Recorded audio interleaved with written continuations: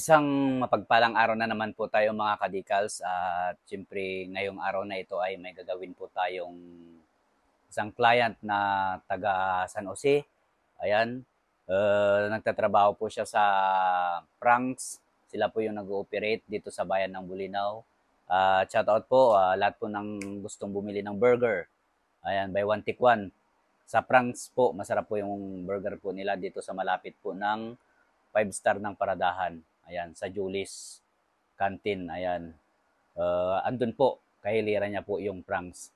At siyempre, pumunta dito si Sir, nagpagawa siya.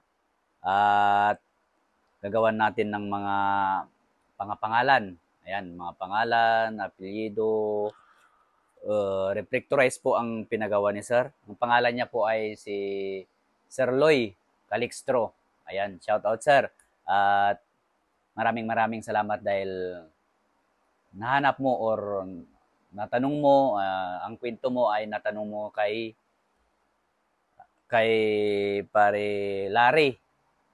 Ayan, shout out pare Larry, thank you very much. At kay Sir dito on yung nagtitinda ng mga baso, nagtitinda ng mga plates dito sa malapit sa Biste. Shout out po sa Biste yan.